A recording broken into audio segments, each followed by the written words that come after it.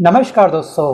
क्या मनोहर लाल खट्टर क्या बीजेपी के ऊपर अब बोझ बन गए हैं? जी हाँ, बोझ ऐसा जिसे बीजेपी ना तो ढो पा रही है और ना ही उनसे पीछा छुड़ा पा रही है। हाल ही में बीजेपी सांसद कंगना ने किसानों को लेकर के, कृषि कानून को लेकर के एक बयान दिया था। जी हाँ, अभी चंद दिनों पहले। और बाद में बीजेपी ने कंगना पर जमकर फटकार लगाई और जैसा कि लाजमी है कि इनको माफ़ी मांगने की आदत पड़ चुकी है और उसके बाद कंगना ने कुछ घंटों बाद वीडियो के माध्यम से माफ़ी मांग भी ली जनता से।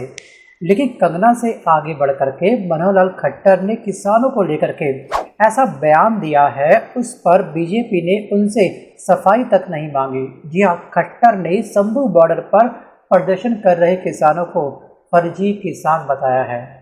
और वैसे खट्टर का ये बयान बीजेपी पर भारी पड़ता हुआ दिख रहा है। जैसे कि हम देख पा रहे हैं कि हरियाणा में, जी हाँ, जो सर्वे आ रहे हैं उसमें बीजेपी की छवि काफ़ी खराब है और जनता के अंदर काफ़ी रोष भरा हुआ है। और इस बार जो रुझान है जनता का, वो है परिवर्तन का। लेकिन दोस्तों, दावा किया जा रहा है कि खट्टर को फटकार इसलिए नहीं लगी है क्योंकि हरियाणा विधानसभा चुनाव अभी सर पर है। जी हाँ, अभी हरियाणा विधानसभा चुनाव 5 तारीख को होने वाले हैं।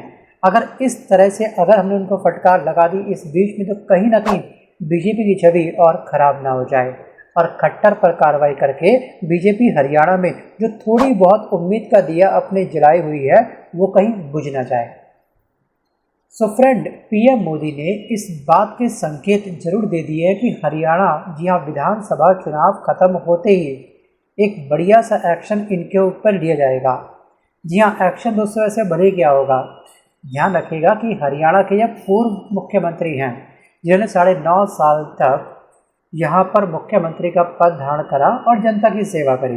अब जनता की सेवा किस स्तर तक करी वो तो जाने हरियाणा की जनता, लेकिन इस बार यहाँ पर इनको इनके पद से हटा करके जो नया चेहरा लेकर के आए हैं, नायब सिंह सैनी का, तो कहीं ना कहीं इनको एक बहुत बड़ी फटकार बीजेपी की तरफ से लग चुकी है। सो गाइस, हरियाणा में चर्चा ये चल रही है कि मनोहर लाल खट्टर कांग्रेस को बहुत ही जल्द ज्वाइन करने वाले हैं और इस बात की पुष्टि कांग्रेस नेता पवन खेड़ा ने, जी हाँ, एक इंटरव्यू के दौरान अप्रत्यक्ष रूप से मीडिया को दी थी, पत्रकारों को दी थी। लेकिन कुछ ऐसा हुआ कि वे कांग्रेस में नहीं आ पाए। जी हाँ, शायद बात ना बन पाई हो, ये भी हो सकता है कि कुछ समय पहले मनोहर लाल खट्टर के, आपको पता होगा, भतीजे भी कांग्रेस में गए थे और बाद में वो वापस क्या करा, वो बीजेपी के अंदर आ गए। जब उनसे पत्रकारों ने पूछा कि आप कांग्रेस पार्टी में क्यों गए थे, तो उन्होंने बोला कि मैं तो केवल चाय पीने गया था। मतलब कुछ भी हो सकता है राजनीति में, ठीक है। जनता मूर्ख नहीं है, जनता भोली हो सकती है बट मूर्ख नहीं हो सकती है। उनको पता है कि आप किस लिए वहाँ पे गए थे। जब बात नहीं बन पाई आपकी, तो आप वापस बैक टू पवेलियन, आपने मतलब कि बीजेपी को ज्वाइन कर लिया। सो गाइस, यहाँ पर किसको कितना नुकसान होगा वो तो चलेगा 8 तारीख को पता। लेकिन जो इनकी बयानबाजी आ रही है बीजेपी के नेताओं के द्वारा, चाहे वो कंगना हो या फिर मनोहर लाल खट्टर हो या फिर नायब सिंह सैनी का बयान हो या फिर दोस्तों तरविंदर सिंह का बयान हो या फिर कोई अन्य पार्टी का बयान ही क्यों ना हो, जी हाँ, इनके द्वारा बीजेपी की छवि दिन प्रतिदिन खराब हो रही है, जिसको मैं पहले अपने पिछले वीडियो में कवर कर चुका हूँ कई बार। बार इस चीज़ को रिपीट करके अननेसेसरी ना आपका टाइम खर्च करेंगे ना ही अपना टाइम खर्च करेंगे, राइट। दोस्तों, अब आते हैं बात मुद्दे की कि आखिरकार इन्होंने ऐसा क्या बोला। जी हाँ, जिसके बाद से सोशल मीडिया प्लेटफॉर्म पर बीजेपी की बहुत ही बुरी तरीके से किरकिरी हो चुकी है। और एक बात तो तय है, जी हाँ, किसान वर्ग इनको इस बार बिल्कुल भी वोट नहीं देने वाला। वो अलग बात है कि क्या पता भाई कुछ ऐसा ये तिगड़म बिड़ा दें, ठीक है, चुनाव से एक दिन पहले, जिससे कुछ इनको वोट मिल जाए। बट ये बात तो फाइनल, जो सच्चा किसान होगा वो तो इनको पक्का वोट नहीं देने वाला। कल के दिन मनोहर लाल खट्टर एक चुनावी रैली में थे और इस दौरान इन्होंने जनता को संबोधित करते हुए किसानों को लेकर के एक स्टेटमेंट दी।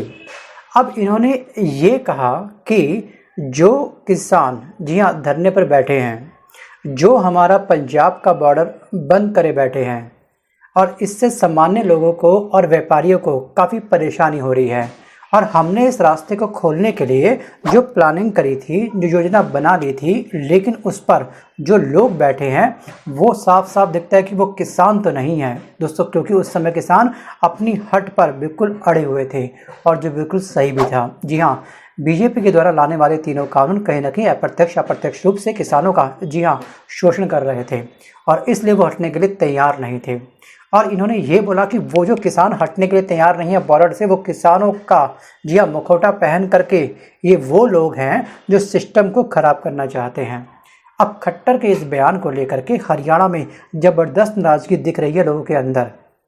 और ये बयान कोई छोटा मोटा बयान नहीं है, मतलब कि वो किसान नहीं, वो किसी और के इशारों पर काम कर रहे थे। मुखौटे का अर्थ क्या होता है? अपना चेहरा छुपाना, किसी और का चेहरा लगाना। और खट्टर जी ने बयान दे दिया, उसके बाद सियासी हलचल मचनी स्टार्ट हो चुकी है। लेकिन यहाँ पर ध्यान रखिएगा कि बीजेपी पहले ही जी हाँ ये बात भाप चुकी थी कि खट्टर जी शायद अब सियासी सरजमी के ऊपर तरीके से नहीं चल रहे हैं। आपको मालूम होगा दोस्तों, परसों इनकी एक रैली थी जिसमें इन्होंने एक युवा को साफ साफ ये बोला, तुम्हारी हिम्मत कैसे हुई, जी हाँ बाहर करो इसको। आपने देखा होगा वो वाला वीडियो, मैंने इससे संबंधित शॉर्ट्स वीडियो एक डाला भी था इस चैनल पर।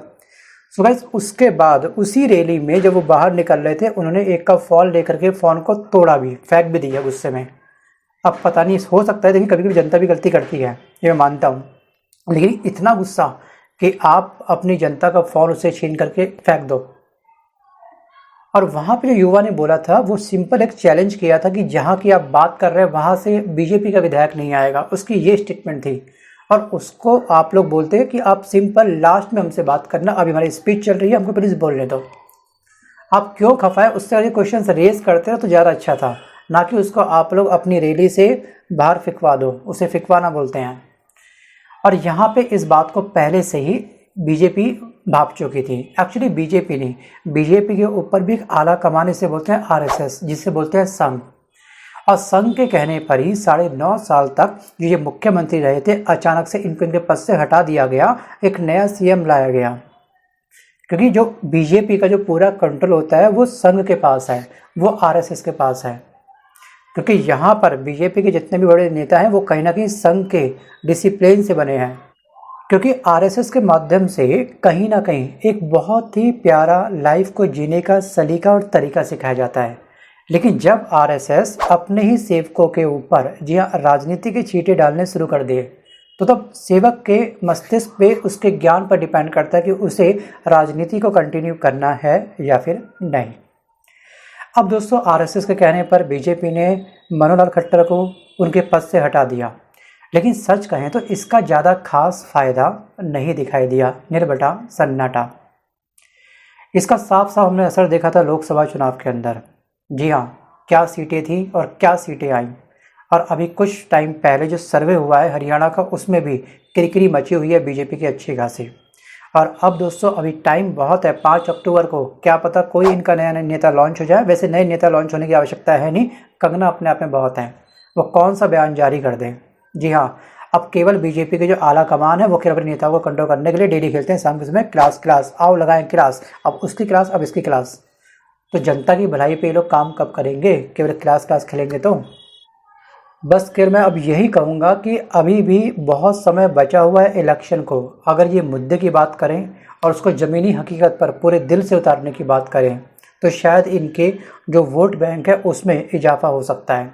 जैसे राहुल गांधी जी बात कर रहे हैं डंकी के बारे में, वो बात कर रहे हैं यहाँ की महंगाई के बारे में, वो बात कर रहे हैं हरियाणा के नशे के बारे में, कैसे युवा नशे की गिरफ्त में आ चुका है। ध्यान रखिएगा, एक बहुत बड़ी जनसंख्या या फिर एक बहुत बड़ी संख्या, वो भी युवाओं की, जी हाँ, नशे की लत में आ चुकी है और इसको रोकना बहुत ज़रूरी है। जैसे उड़ता पंजाब था, कहीं उड़ता हरियाणा ना बन जाए। हरियाणा वो राज्य था जो एक समय पहले दूध के लिए काफ़ी विख्यात था, लेकिन आज के युवा के नसों के अंदर जी हाँ नशा चल रहा है। थिंक अबाउट इट, विचार जरूर करिएगा। सो गाइस, आपको क्या लगता है कि इस बार सच में हरियाणा के अंदर परिवर्तन होगा या फिर वही सरकार रिपीट होगी? आप मुझे कमेंट करके पक्का बताइएगा। मिलता हूँ जल्द एक नए वीडियो के साथ, तब तक के लिए धन्यवाद।